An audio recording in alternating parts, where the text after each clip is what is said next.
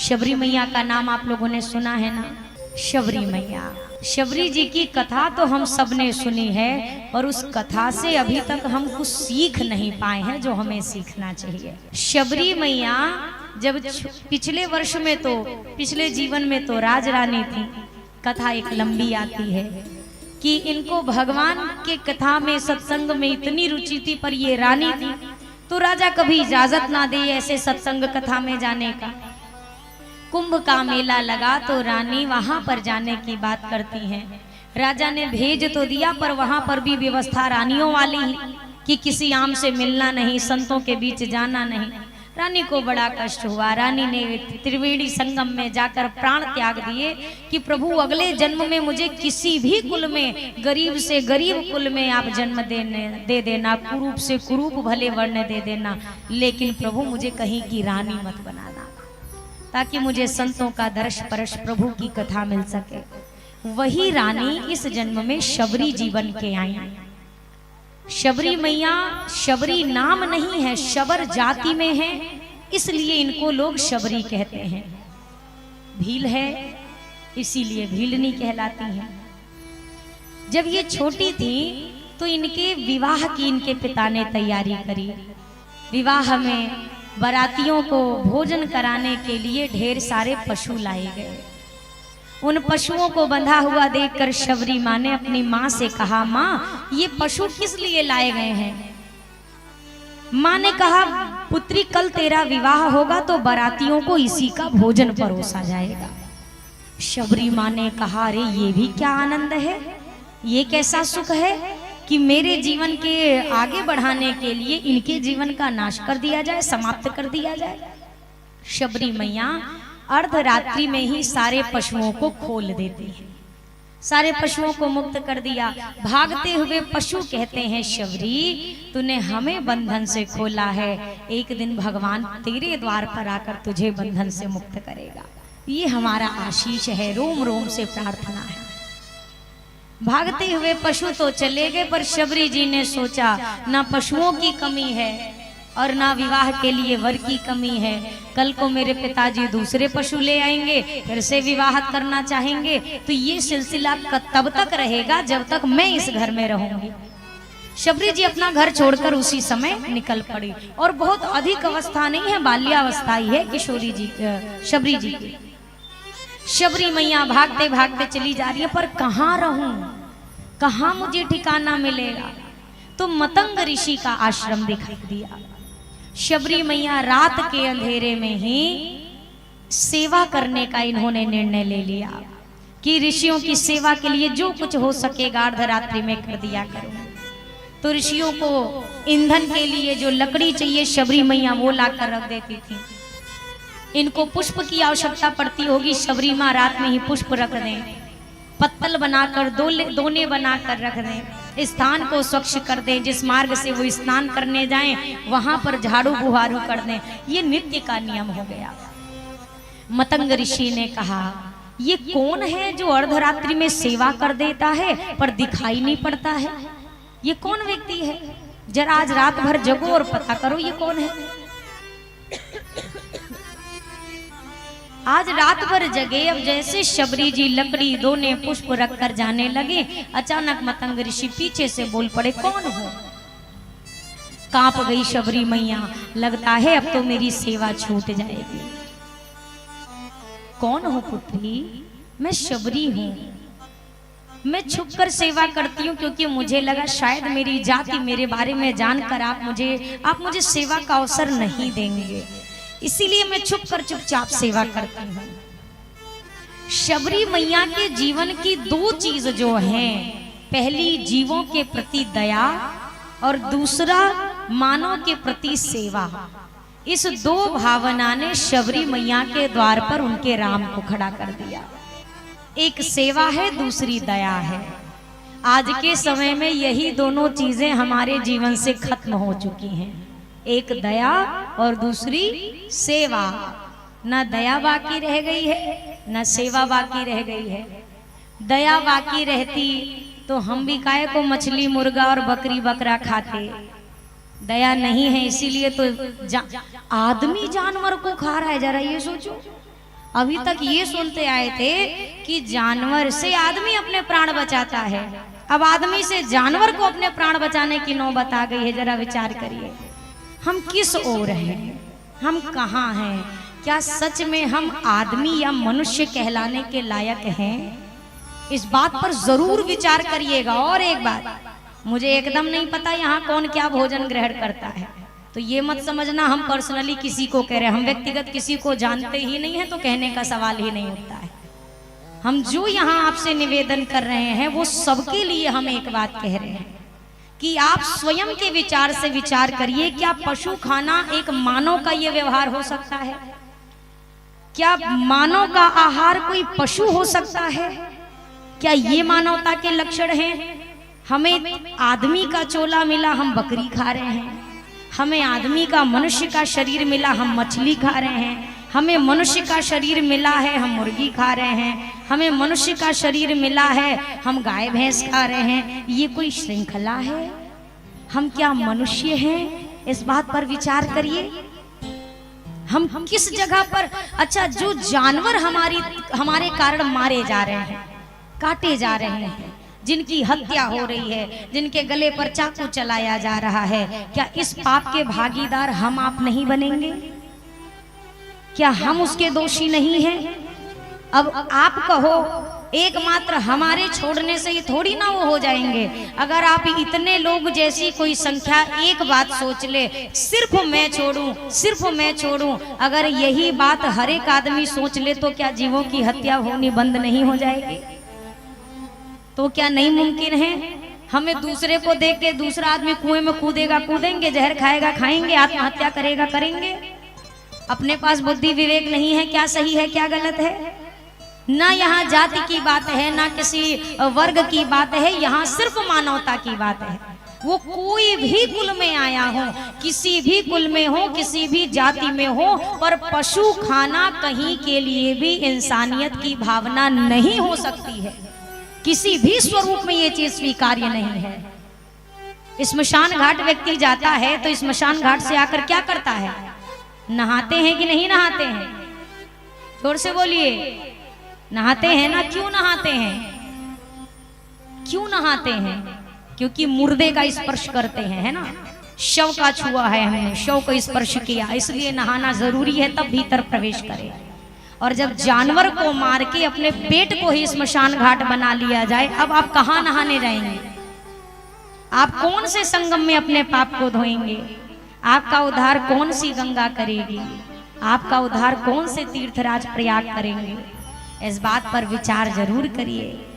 एक बात समझिएगा, किसी भी जीव को पकड़ने वाला, उस जीव को लाने वाला, उस जीव को मारने वाला, उसे बेचने वाला, उसे खरीदने वाला, उसे बनाने वाला और उसे खाने वाला, ये सब एक बराबर के दोषी हैं।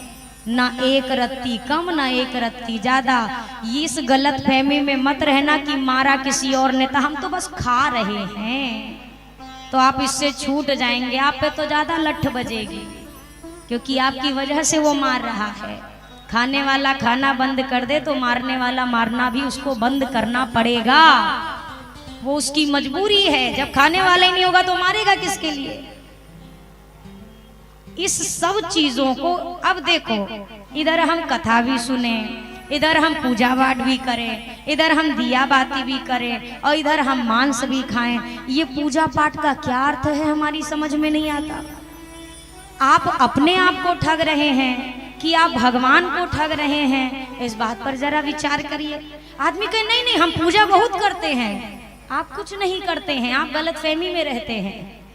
और ये आपके जीवन की सबसे बड़ी गलतफहमी है कि मैं इधर पूजा करूं और इधर मैं मांस खाऊं, जीवों की हत्या कराऊं, तो हमारा पूजा ठाकुर जी स्वीकार करेंगे। आप ना चलनी में पानी भर रहे हैं जो इस जन्म में भरने वाला नहीं है। करते रहिए, गिराते रहिए।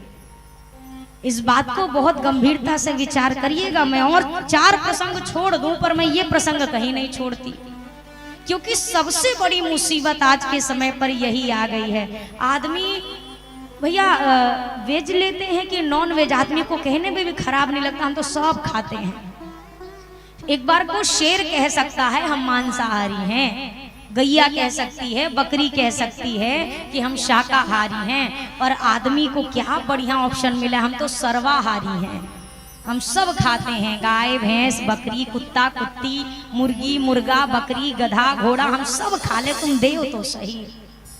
और जो बकरी मुर्गी तक पहुंच गए उसको घोड़ा गधा खाने में कितना ही टाइम लगेगा।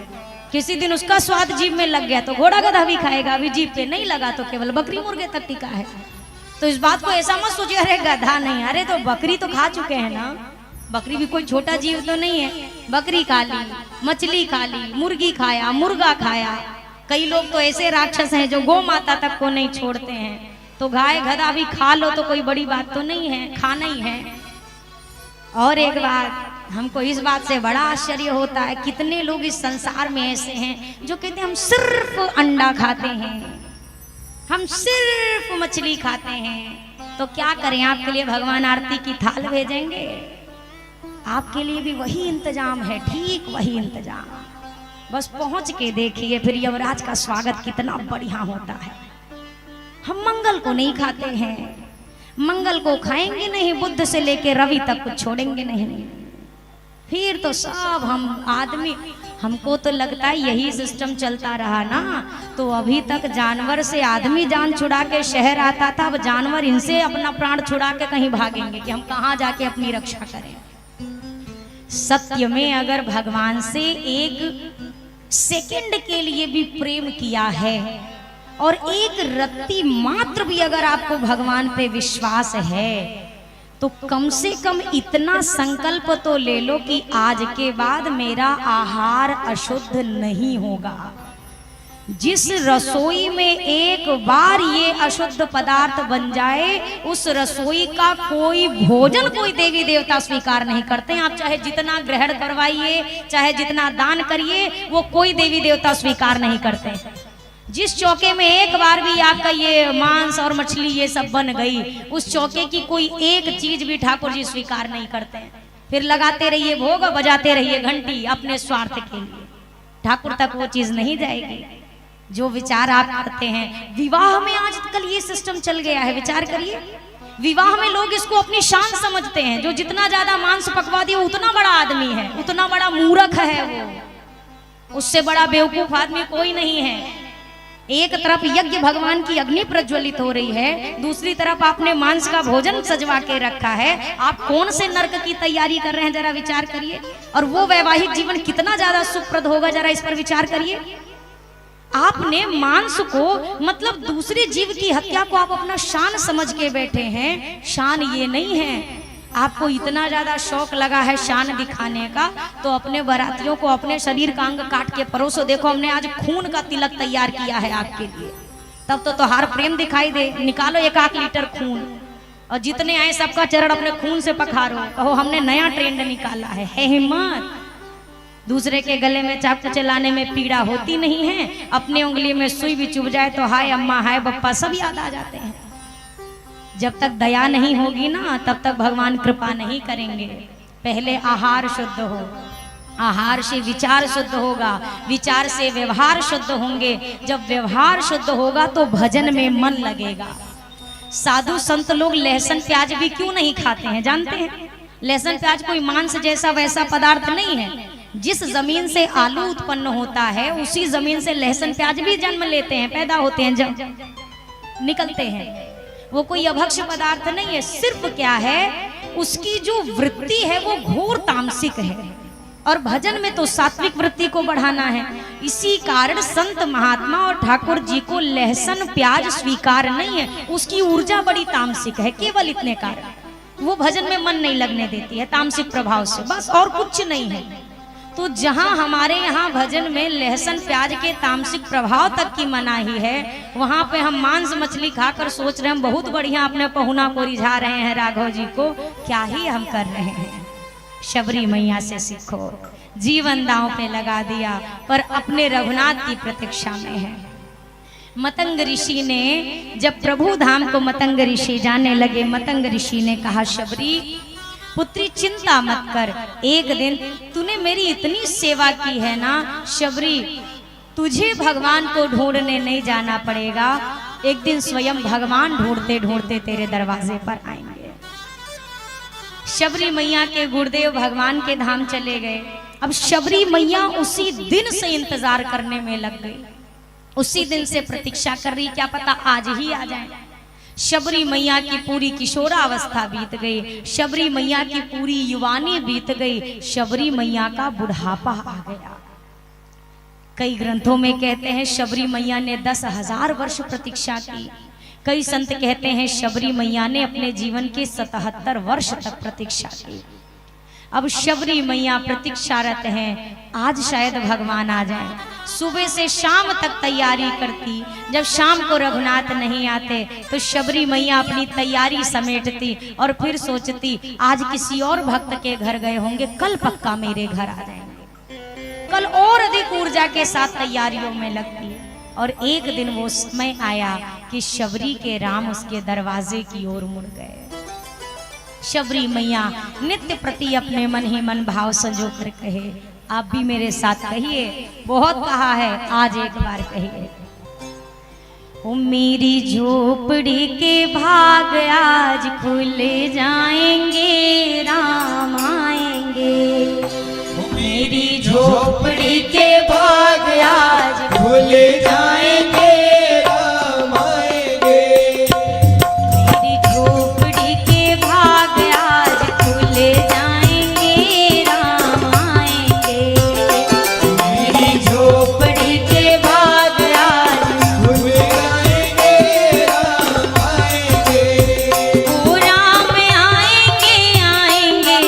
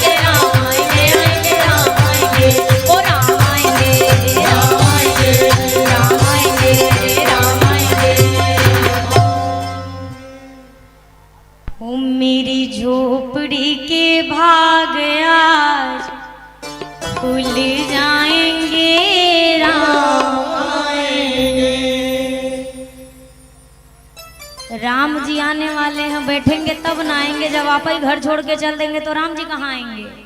बैठिए सब लोग, सब विराज जाइए, बैठ जाइए, बैठ जाइए, थोड़ी देर और बैठ जाइए, पैर का चक्का बंद कर ले, बैठ जाओ थोड़ी देर। रघुनाथ जी मैया शबरी के कुटिया की ओर प्रस्थान करते हैं। शबरी मैया को कोई ऐसा जंगल में एक आध ही ऐसा है जो शबरी मैया से प्रेम भाव रखे।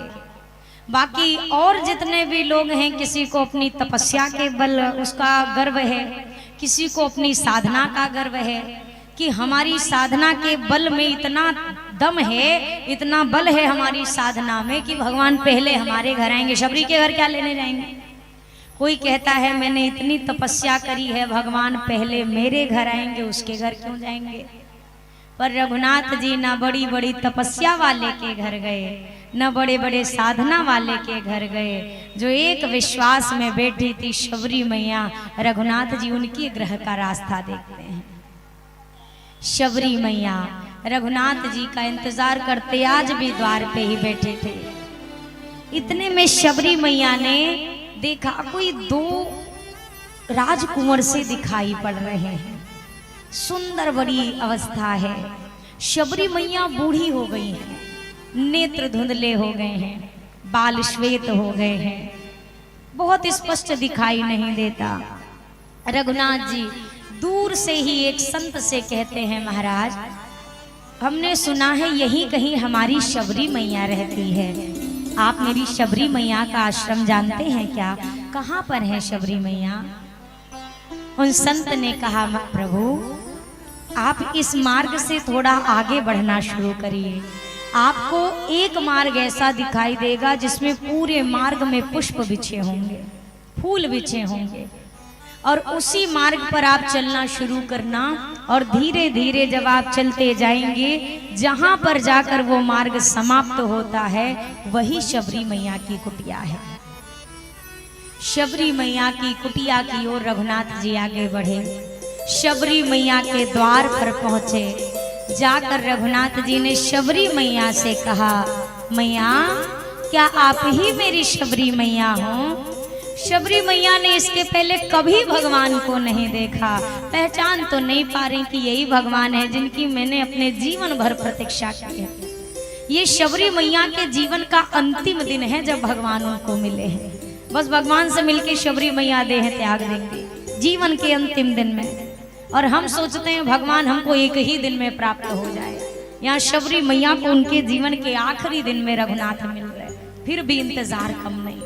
रोज उठती है, रोज यही कहती है, आज राम जी आएंगे, आज राम जी आ गए। शबरी मैया से कहा, आप ही मेरी शबरी मैया हैं। अब शबरी मैया ने अपने गुरु जी से एक बात कही थी, गुरुदेव मैंने भगवान को कभी देखा नहीं है और भगवान को पहचान भी नहीं पाऊंगी। आप अभी से मुझे बता दो कि भगवान आएंगे तो मैं कैसे पहचान करूंगी उनकी। गुरुदेव ने कहा था, शबरी रघुनाथ जी जब आएंगे ना तो तुझे मैं उनके 5 पहचानों का वर्णन कर रहा हूँ। रघुनाथ के जो नेत्र हैं वो कमल की पंखुड़ी के समान विशाल नेत्र हैं। रघुनाथ के गले में वनमाला पड़ी होगी। जो राम जी होंगे उनके शीश पर जटाओं का मुकुट होगा। राम जी की भुजाएं बड़ी लंबी लंबी हैं, अजान बाहु हैं रघुनाथ जी। और शबरी 2 भैया होंगे जो एक साथ तुम्हारे द्वार पर आएंगे। शबरी मैया ने ये 5 पहचान को अपने दिमाग में चित्त में बिठा कर रखा था। आज रघुनाथ जी आए तो ऐसा नहीं कि शबरी मैया तुरंत स्वागत कर रही है, नहीं, पहले उन पहचानों को मिला रही हैं जो मेरे गुरुदेव ने बताया था। क्या ये वो 5 चिन्ह हैं इनके पास? अगर 5 मिल गए तब तो यही मेरे राम जी, नहीं तो कोई होगा पथिक, मुझे उससे क्या। शबरी मैया देखती है, सरसिज लोचन बाहु विशाला, सरसिज लोचन बाहु विशाला, जटा मुकुट सिर उर बनमाला, जटा मुकुट सिर उर बनमाला। शबरी मैया ने मिलान शुरू किया। क्या कमल की पंखुड़ियों के तरह नेत्र हैं? हाँ हाँ हैं, वैसे ही नेत्र हैं जैसे कमल की पंखुड़ियां होती हैं। पहली पहचान मिल गई।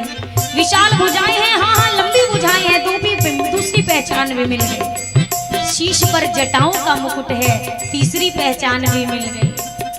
और क्या कहा था? हाँ, गले में वनमाला भी पहने हुए हैं, इसका मतलब चौथी पहचान भी मिल गई।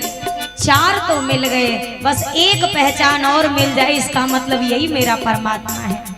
रघुनाथ जी से पूछती हैं, गुरुजी ने कहा था 2 भाई होंगे, तो ये कौन है इनके साथ जरा पूछूं। प्रभु ये आपके साथ कौन है? रघुनाथ जी ने कहा, हे शबरी माई, मैं हूँ रघुराई और ये है मेरा छोटा भाई। ये आपके भाई हैं? हाँ हाँ ये मेरा ही अनुज है। शबरी मैया ने कहा, मिल गए 5 के 5 लक्षण मिल गए, इसका मतलब यही मेरा ठाकुर है जिसकी मैंने अपने जीवन काल तक प्रतीक्षा की।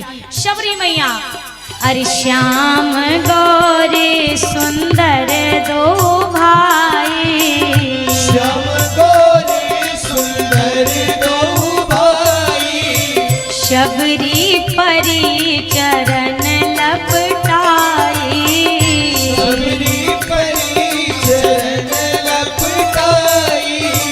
शबरी मैया चरणों से लिपट गई रघुनाथ से, प्रणाम भी नहीं कर रही हैं, चरणों को पकड़ कर लिपटी हैं शबरी मैया। कहाँ तो सोच रही थी आएंगे तो ऐसे ऐसे चरण पखारूंगी, ऐसे आसन प्रदान करूंगी, पर शबरी माँ के नेत्र से आज ऐसे प्रेम की गंगा ने जन्म लिया। उस प्रेम गंगा ने रघुनाथ के दोनों चरण पखार दिए। लिपटी है शबरी मैया।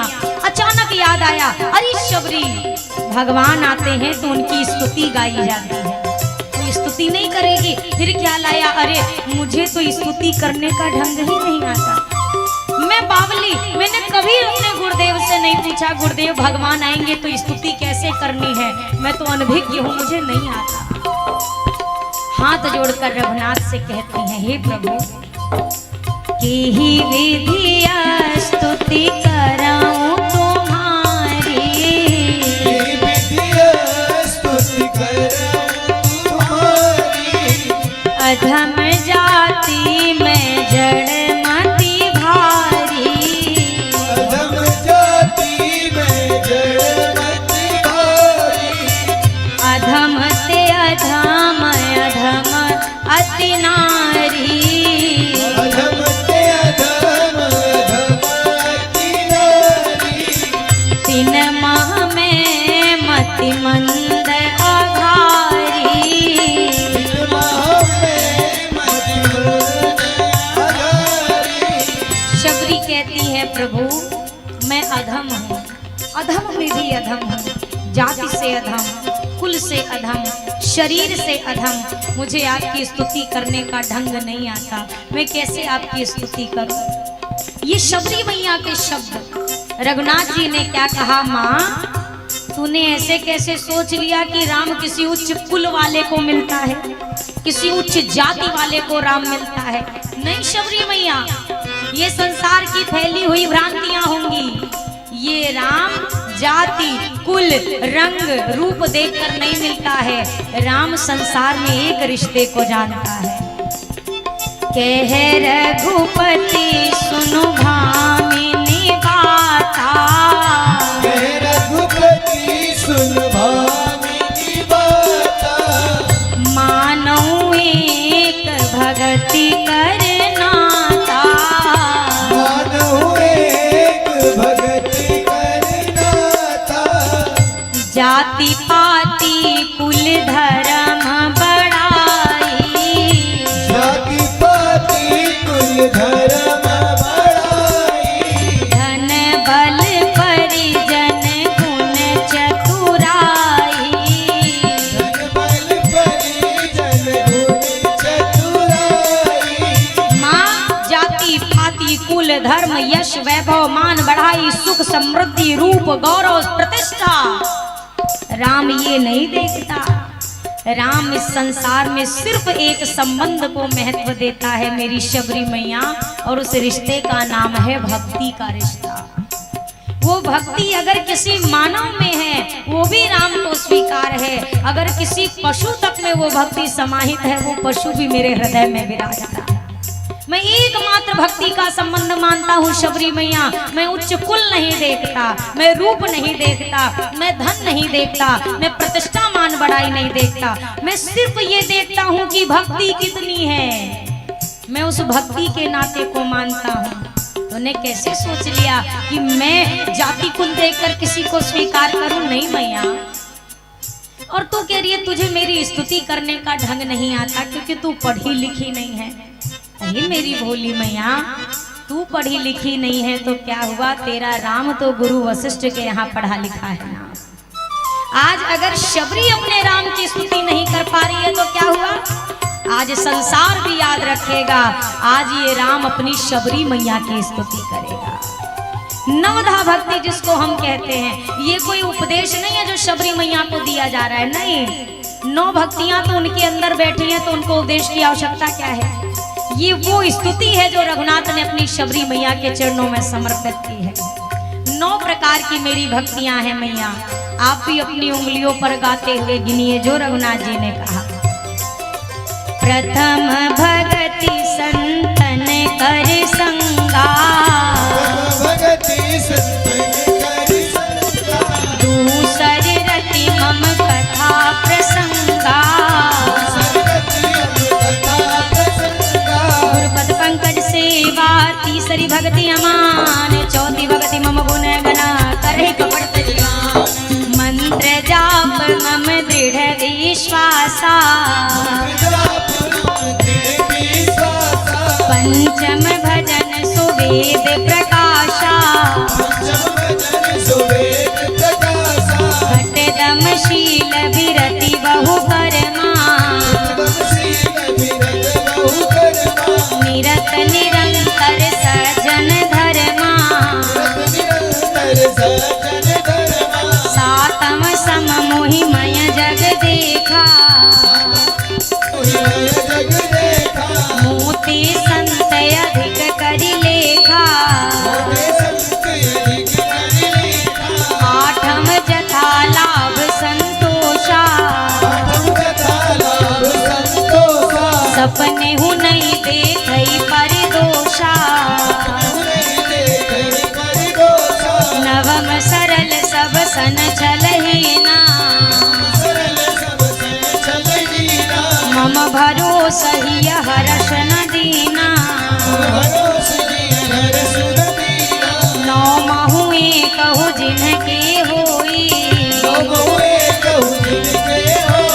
नारी पुरुष सचराचर कोई कोई अतिशय प्रिय भामिनी मोरे सकल प्रकार भगति दृढ़ तोरे सकल प्रकार भगति दृढ़ रघुनाथ जी ने 9 मार्ग सुनिश्चित किए, 9 भक्तियां बताई, जिसमें से प्रथम भक्ति है मैया संतों का सानिध्य करना, कथा में रति रखना, गुरु के चरणों की अमानी होकर सेवा करना, निष्कपट भाव से मेरा भजन करना, संत को मुझसे अधिक दृष्टि से अधिक भाव की दृष्टि से देखना, आदि आदि करके 9 मार्ग रघुनाथ ने सुनिश्चित किए। ये 9 भक्तियां तो है मैया, पर 9वीं भक्ति है जिसका नाम है सरलता। सरलता समझ रहे हैं, जहां पर भगवान के सामने कोई छिपावट नहीं है, कोई बनावट नहीं है और कोई दिखावट भी नहीं है। आप ये मत समझिएगा आदमी केवल आदमी से छिपावट बनावट और दिखावट करता है, भगवानों से करता है। घर में कितनी भी समृद्धि, जितनी लक्ष्मी भरी और भगवान के सामने जाकर एक ही बात कहता है, नहीं विद्या नहीं बाहुबल नहीं खर्चन को दान। तो जो तिजोरी में लक्ष्मी भैया बैठी हो दान दे दे जब नहीं है कोनो काम का, तो ये भगवान से छिपाना ही तो हुआ कि नहीं हुआ? हुआ ना।